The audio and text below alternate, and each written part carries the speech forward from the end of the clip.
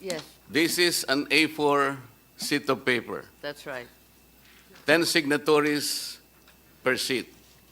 If Anthony Abad is out to get 8 million votes to satisfy the threshold of 8 million, this is the requisite of the People's Initiative, he will need 800,000 pieces of this A sheet. Nakita ko po yung nakakuha ko ng isang ream nito. This paper was imported from Indonesia. This is 70 GSM. I want to ask Anthony Abad. Kinuwenta ko po kung magkano Siguro about 1,500 something reams. ₱500,000 pesos, ito pala mong papel. Ipiprint mo ito, palagay mo na lang ₱2. 800,000 seats, that 1.6 million plus 500, that's about 2 million. Saan niya kinuha ni Anthony? Maybe we can ask questions directly from this guy. Hindi yung mga nakatakip ang mukha. They're so brave enough not to be able to expose their faces in the public. I'm sorry, Mr. Senate President, but I read your rules of evidence. If the substantive rights of people affected in this hearing, they should also be protected. How can we, for example, confront the accusers if they are all masked? Hindi po ganito. I am not defending the Speaker of the House of Representatives. I will repeat this. If this investigation will find out na siya po ang nagpondo, I will politely ask him to step down. Pero alimbawa po kung ito'y ginawa ni Anthony Abad out of exasperation, out of frustration, because I think for the longest time, the House of Representatives have been inviting the Senate to meet with us on a Constituent Assembly, and the Senate repeatedly refused us. This is on record, Madam Chair. Kahit kailan po hindi natin magagampanan, hindi natin magagamit yung isang modality to change the Constitution, which is the Constituent Assembly. Every time an invitation is issued to the Senate by the House, ang answer po, dead ma. Dead ma. So kailan po natin gagamitin ang Constituent Assembly? We cannot. It's impossible. Sa sinasabi ng Senate, well, ang dami pong Okay, bago kami makipag-meet sa inyo, you will have to agree that separate voting. Ganun po palagang nangyayari. Ito po ang nangyari. Ako po matagal na sa Congress. Kung hindi ako nagkakamali, Madam Chair, panahon pa po ni Speaker Belmonte, pinag-iisipan na natin to. Restrictive economic provisions, blah, blah, blah, blah, blah, blah. But we never agree just to meet. Alam po ninyo, Madam Chair, ang pinag-uusapan, mag-meet lang po tayo. Tsaka na po natin pag-uusapan kung yung 3/4 is voting separately or not. Pero, yes, Madam Chair. Pero Yes, wala I po think, tayo. Tama observation ni Attorney Marcoleta, but that cannot be forced. If the Senate does not want to amend the Constitution through a Constituent Assembly, the House cannot force it. Ganun lang po yun, as simple as that. So therefore, No one is forcing, Senator. precisely. So, there should be no complaint kasi we are two autonomous bodies. Ayaw nung isa makimit sa Constituent Assembly. The complaint arises from the fact that you do not want to meet with us. So Madam ang Chair. question, how can we make use of that particular Yes, modality?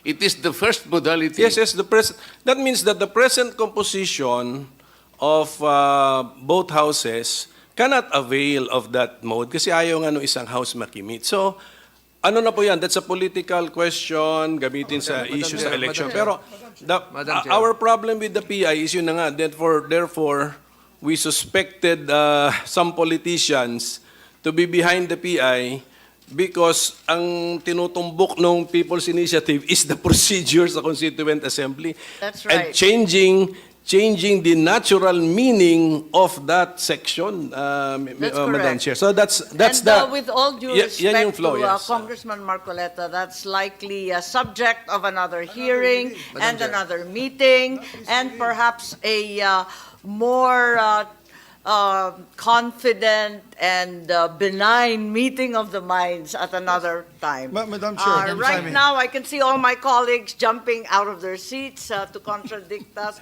but let's not hijack this hearing. Let us Correct. proceed with the next witness, who has very kindly come from the province of Batangas. Yes po, Senator. Madam Chair. Salamat, Madam Chair. Senate President, Madam Chair. Madam Chair, Madam Chair. Can I be I've been recognized, Madam acknowledged Chair? by the Chair. Madam Chair. Madam Chair. Madam Chair, may I proceed, Madam Chair? Madam Chair. May I proceed, Madam Madam Chair. Chair? I'm sorry, Chair. I It's thought all the right. congressman Madam was Chair, point of order. escaping. No. Yes, Thank you, Madam Senator Chair. Ontiveros, He should Thank listen you, to Madam us. Chair. I'm I, raising a point should of listen order, to us, Madam Chair. Madam Chair, if I may proceed. I've been acknowledged already. As a priority, Madam Chair, under our rules. Madam Chair, Yes, the point order precedes all others. Yes, please, I think, Senator Madam Chair, we should, Tolentino. Madam Chair, dagdag lang ko konti, Madam Chair. No? I just would like to react to the statement of Attorney Rodante Marcoleta. Congressman Marcoleta. Kung sinabi po niya, Madam Chair, na siya ay nasasaktan dahil para bang alluded to yung buong lower house na sila ang nasa likuran nitong People's Initiative. Ako rin ay nasasaktan when he alluded the Senate as the opposition palagi, dahilan kung bakit hindi natutuloy yung economic chacha. Ako po'y gusto ko iparating, Madam Chair, na in fact, during the last Congress, kaming dalawa ni Senator Tolentino, nag-file kami ng resolution for economic chacha. And nagbabago po yung composition ng Senado at pareho na rin sa lower house, nagbabago rin yung composition. So hindi po rin masabi na kung nag-upos sila ngayon, mag-uupos na yan forever. Nagbabago po. Kami po ni Senator Tolentino, nag-file po ng resolution. Kaya masakit po sa amin kung sabihin niya, nilalahat niya na ang buong Senado ay ayaw sa chacha. Kami po ay nag-propose. So, yun lang po. Gusto ko lang liwanagin, Madam Chair. Again, he is a good friend of mine, Congressman Marcoleta. There's nothing personal about it. Gusto ko lang iparating sa kanya yung mensahe na kami po ay pro-chacha rin, lalong-lalo na pagdating sa economic reforms. Madam Chair, Thank you po. we can simplify this. Maybe we can have a stipulation. Can the Senate stipulate that of all the initiatives taken by the House to engage you as a constituent assembly, all these initiatives have been refused? Wala pa tayong, hindi pa po tayo Madam nag-meet. Madam Chair, as Senate President, as the leader of this institution, I can categorically state that we have not refused any measures. As a matter of fact, I filed last week RBH 6, which is to discuss economic provisions of the Constitution. So, Only to change your mind 3 days later, Mr. Senate President. did I ever say, for the record, did I ever say I am no longer pursuing this? Please cite the record that I said I will no longer pursue this. Well, it's in the Yes. privileged speech I heard by no. one of you. No. I'd like They're to correct now- misconception of my dear friend, Congressman Marcoleta. We are just fighting this PI first. Because this PI, this fake People's Initiative, is going to undermine the processes of voting during the discussions of constitutional change. Hindi po kami papayag na makapon ang Senado kasi mawawala po ang bicameralism that is stipulated 5 times in our Constitution and provides for the checks and balances of our institutions. Yun lamang po. Wala po tayong pinag-aawayan kundi itong PI kasi alam mo, sa totoo lang, Madam Chair, we're veering away from the topic here.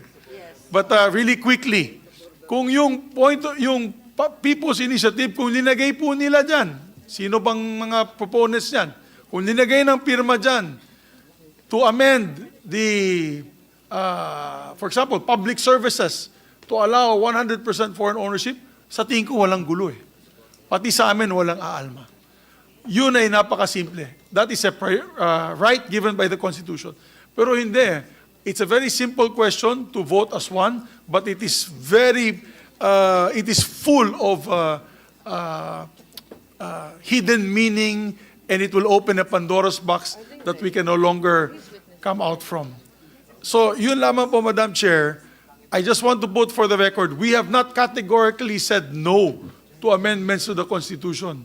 As a matter of fact, I met with the President, and he said, let's discuss the economic provisions and stop this PI. He told me this yesterday, and I'm saying this for the record again. I gave that speech in Congress as a personal and collective privilege, but I'll say it again. The President said, stop this PI, it's getting out of hand, and focus on discussions on the floor on how we can improve the Constitution through the amendments to the economic provision. Yun Madam lamang Chair. po. Yun lamang po. Madam Chair, point of order. Yes, thank you very much. I listened Senator intently to the Escudero. distinguished chairperson when she enumerated the basis for this inquiry, which is basically PI. While I know this is a spirited debate that has been going on between the House and the Senate, and we have two excellent debaters here in the person of Congressman Marcoleta, Senator Bato, and SP Zubiri, this will have its proper time at another inquiry and meeting so that we can focus on the witness and also our numerous resource persons who took the time out to be with us this morning, with the indulgence, of course, of my dear colleague and friend, Congressman Marcoleta. I agree, Madam Chair. So, ang tinatanong ko lang po na kung meron tayong ma-stipulate, sapagkat totoo naman hindi pa tayo nag-meet as a Constituent Assembly. That is a fact. From all the invitations we had given to the Senate, wala pa pong nangyari doon.